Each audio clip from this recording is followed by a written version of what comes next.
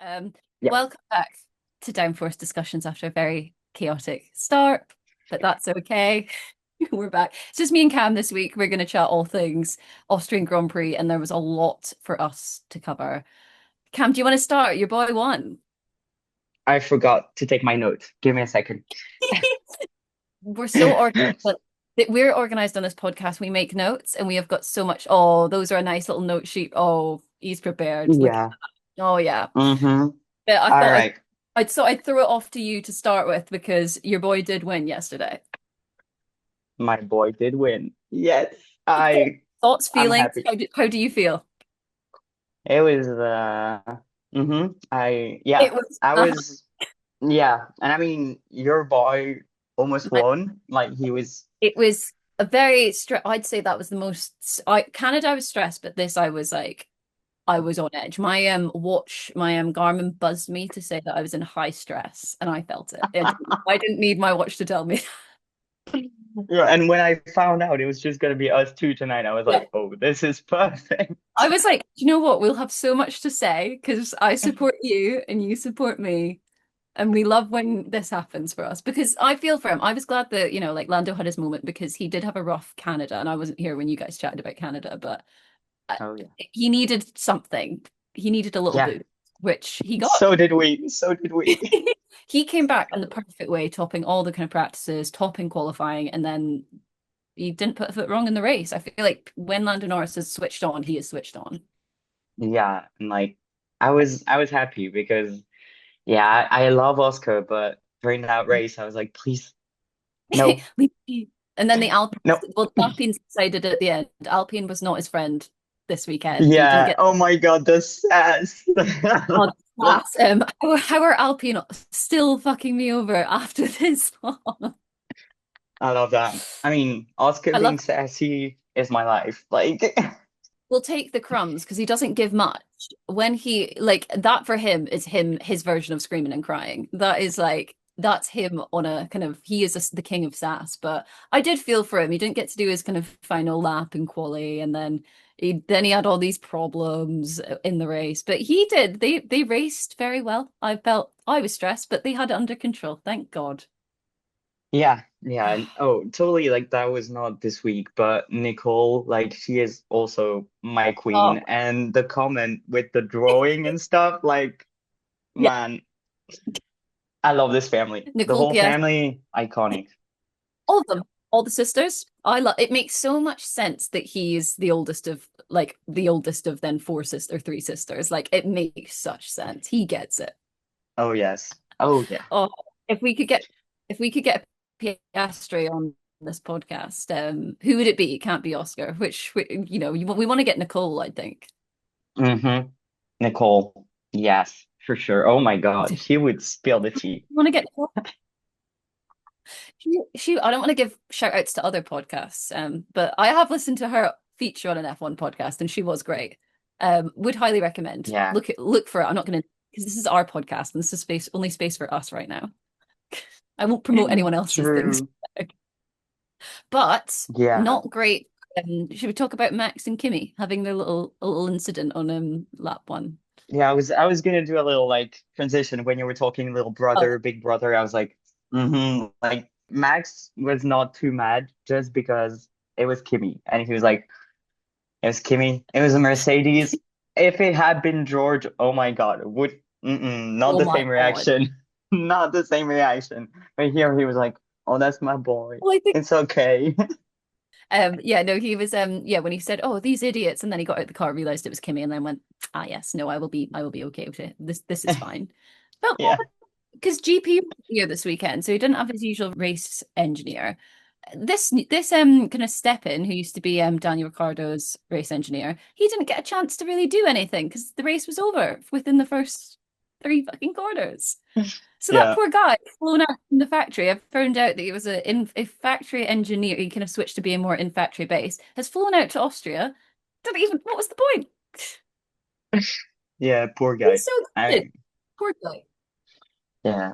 Well, Well, oh, poor kid. talking engineers, I saw on your TikTok that you saw the F1 movie. I have not yet, Do you want me to give a but spoiler for you? well, if it's what I think, like the storyline of the only female engineer sleeping with, yeah, and the only It's female mechanic fucking it up, I'm like, come on, it's guys, so like, yeah, so I went to watch it on Saturday night because I was gonna see it. I knew it was gonna be silly and like, but it was so demeaning to sit there and have there be like there's three female characters. We get one technical director. You're thinking fucking brilliant, major slay. And then, that storyline is all kind of ripped apart because Brad Pitt comes in and he instantly fixes the car. She doesn't. He's able to tell her what to do and she creates this new car for them. Brad Pitt is not, by the way, Brad Pitt is 60 years old, Cam. How is he driving an F1? I know, Makes no that's what sense. I've been And then saying.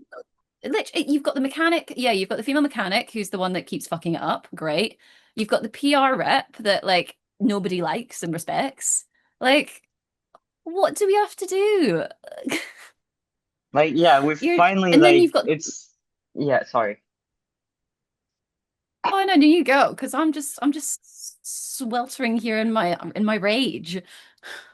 No, I mean I haven't Ugh. seen it yet, but I already know I'm gonna be so pissed. Like I'm gonna go watch it nonetheless, but like there are already so many things. And I Don't. mean I saw the other actor, I do not know his name, but he plays Brad Pitt's teammate. And I just saw a clip like from an interview and he was like, That's "Oh, Idris.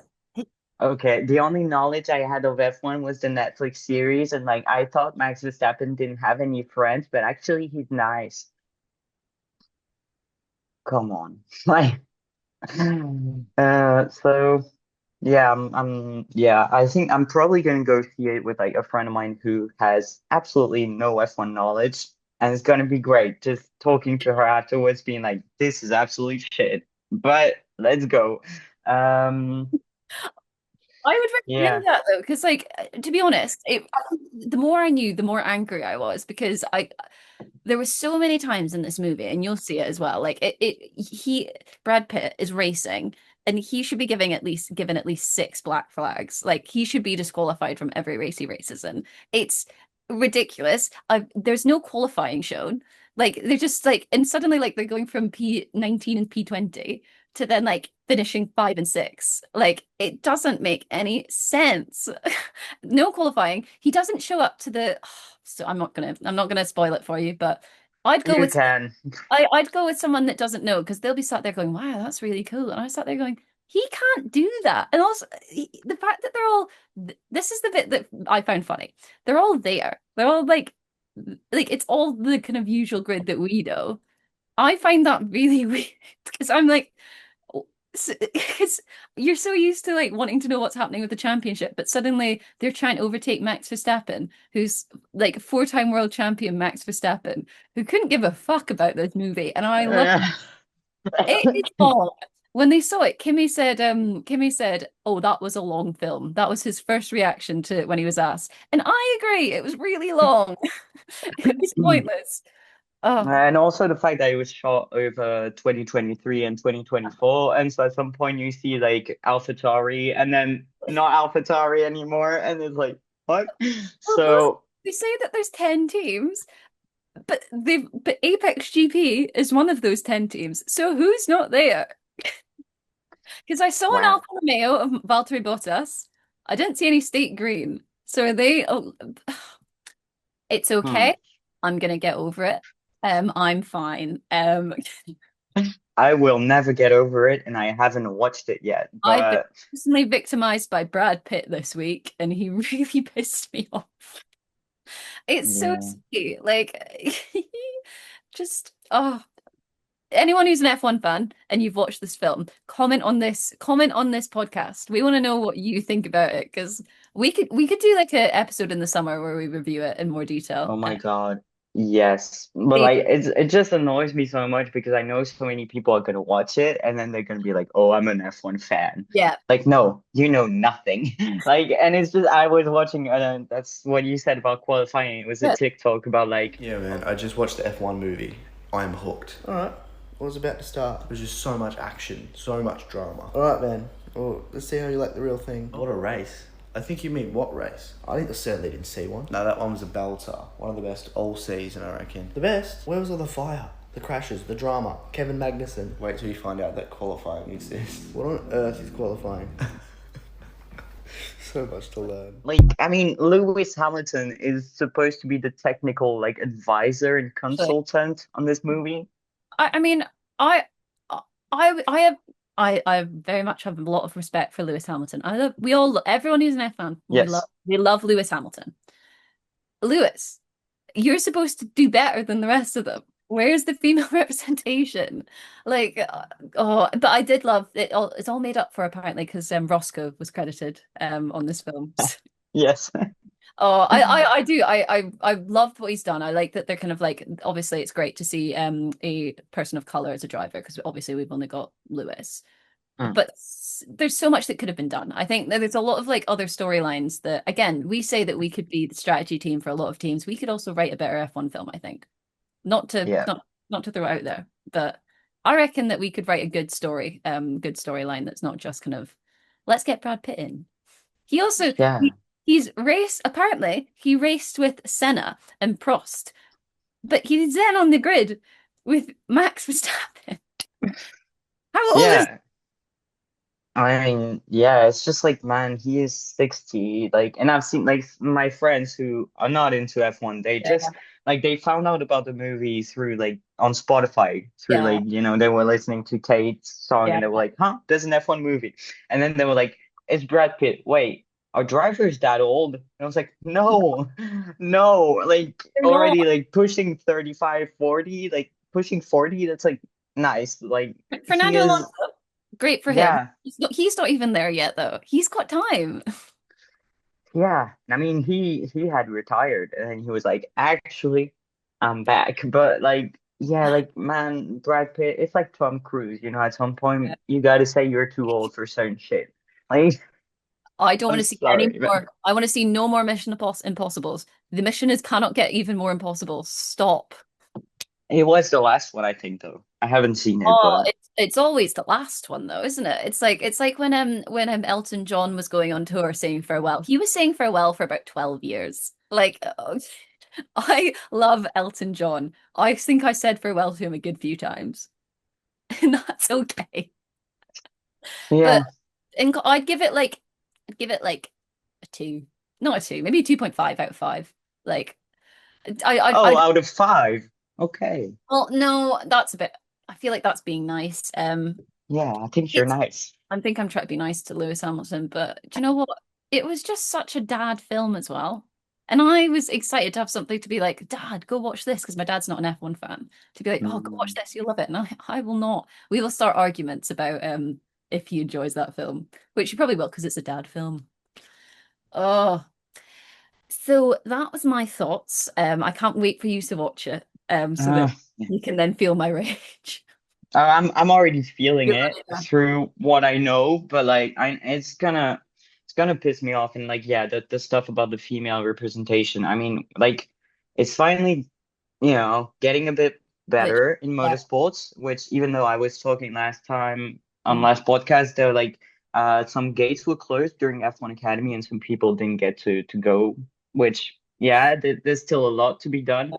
But it's just like going like so many steps backwards after what's been done. And it just, even as a guy, like, that pisses me off. It's just frustrating. It's like, and you're so close to kind of like, we are making moves. The kind of gates are opening. There are kind of people it's no longer kind of seen as a man's world in motorsports, but this is like a multi-million-dollar, billion-dollar project that they've been working on, and they've been in the paddock, they've been seeing F1 Academy and kind of the push for all of this, and they've just kind of gone, no, we don't need to do that. What do you mean, you're in it? We've got a female. I think the problem is that we've got a female technical director in this movie, but they don't realize the problem is that they've sidelined that character storyline to then just be focused on oh yeah, she gets to sleep with Brad Pitt.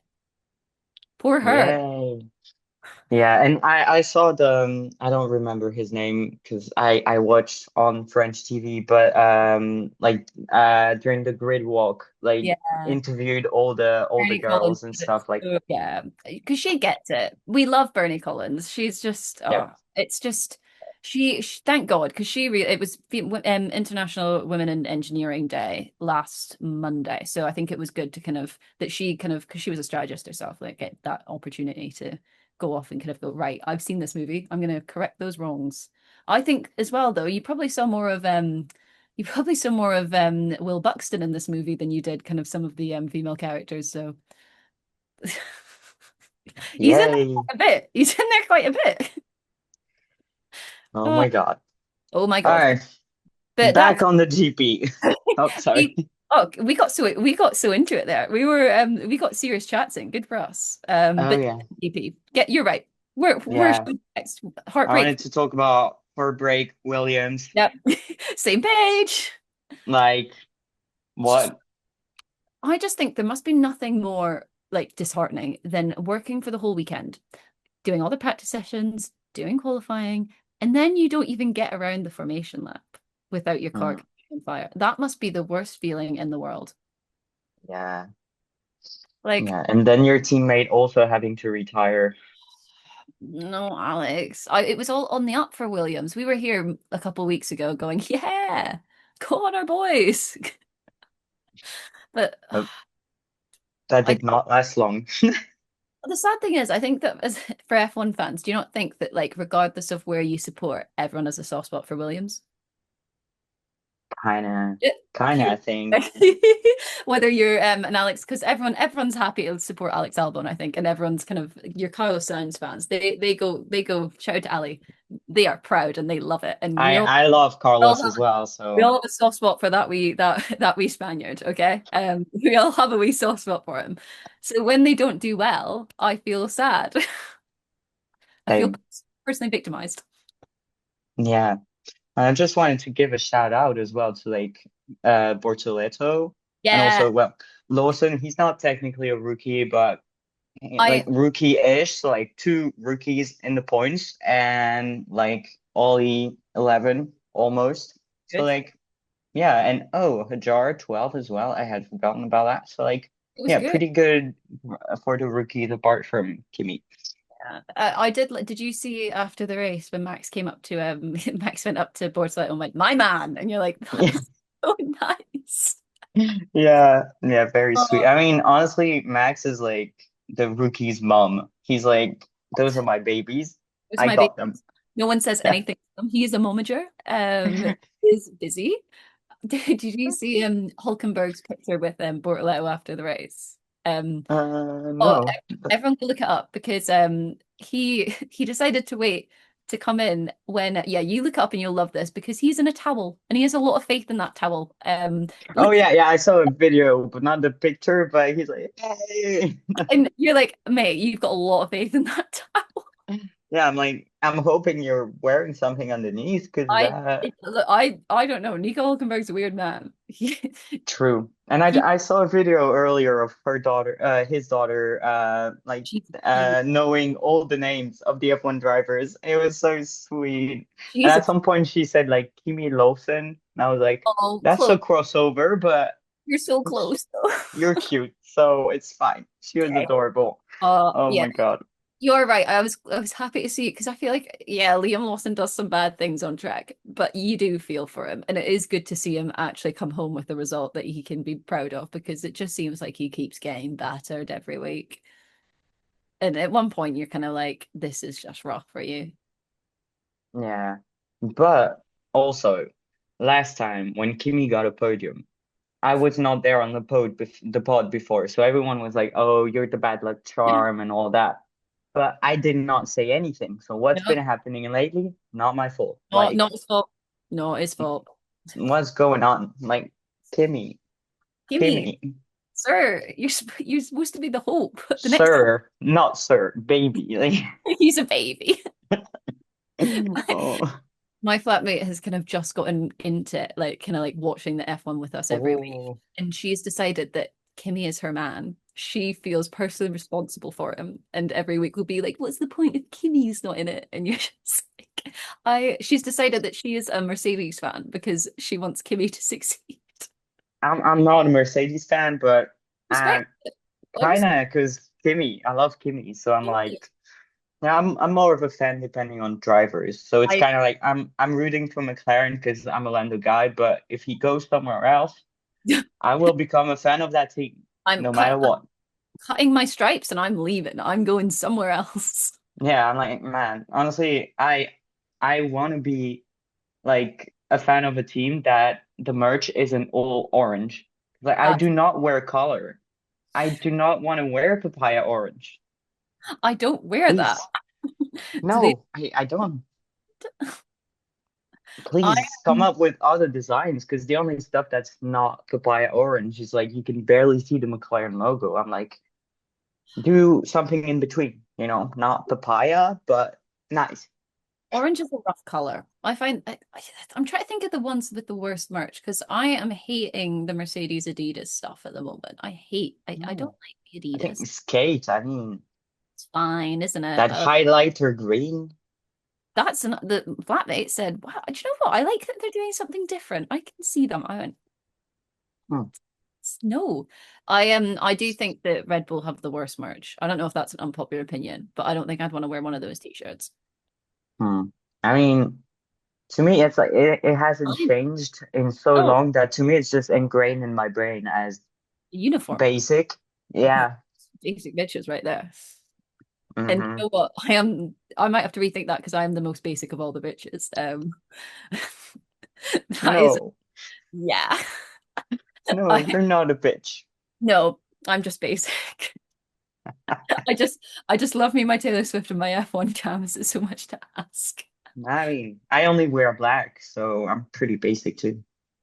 Well, this is us on uniform and merch. Someone send us some merch and we'll review it, is all I'm saying. But Please, please did do.